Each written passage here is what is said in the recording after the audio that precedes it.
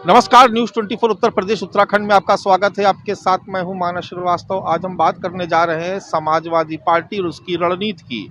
दरअसल समाजवादी पार्टी जब से लोकसभा चुनाव में पीडीए के फार्मूले के तहत उत्तर प्रदेश में पहली पायदान पर पहुंची, उसके बाद से लगातार पीडीए को लेकर के नए नए तरीके के कार्यक्रम घोषित किए जा रहे हैं।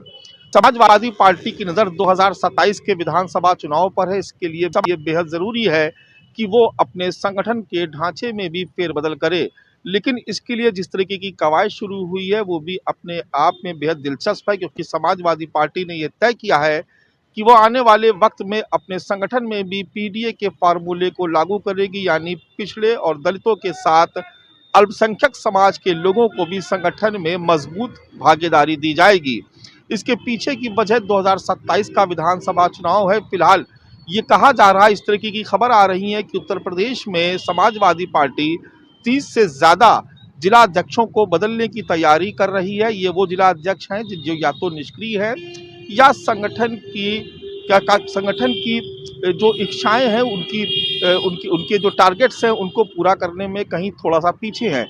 ऐसे में इन जिलाध्यक्षों को बदलने की कवायद हो रही है और इसमें भी खास तौर से पीडीए के फार्मूले को लागू किया जाएगा, यानी जितने भी जिला अध्यक्ष अब बदले जाएंगे उनमें पिछड़ों और दलितों के साथ अल्पसंख्यकों को भी उचित भागीदारी दी जाएगी।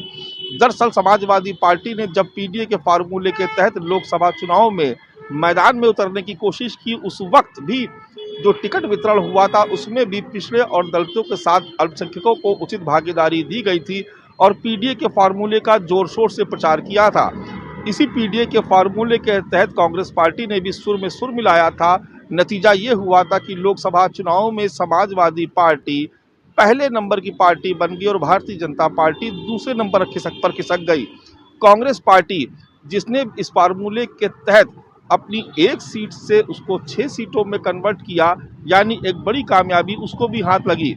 ऐसे में अब उत्तर प्रदेश की सियासत में पीडीए का जोर है। तमाम गैर भाजपाई दल पीडीए की समय समय पर बात करते रहते हैं और साथ साथ आपने देखा होगा कि आज जो बीते उपचुनाव निकले उसमें भी पीडीए के मुकाबले बटोगे तो कटोगे के नारे के साथ भारतीय जनता पार्टी मैदान में उतरी थी।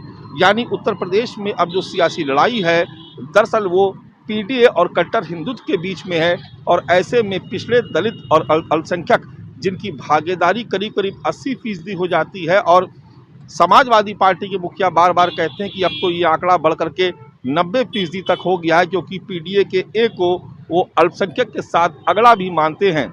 लिहाजा आने वाले वक्त में मुकाबला बेहद दिलचस्प होगा। 2027 के चुनाव में भले ही अभी वक्त हो, लेकिन संगठन के स्तर पर कील काटे अभी से दुरुस्त किए जा रहे हैं।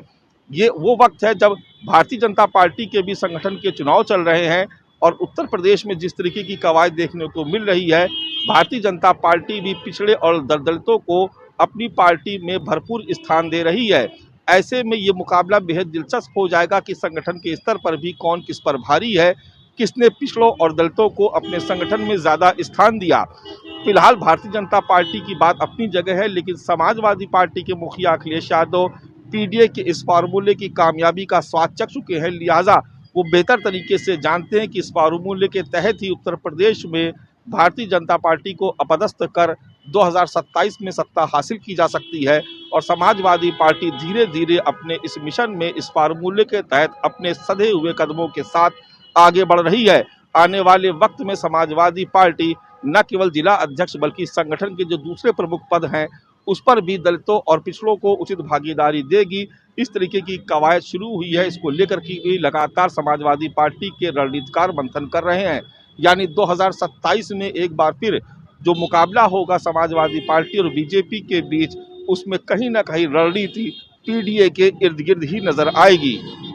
नमस्कार।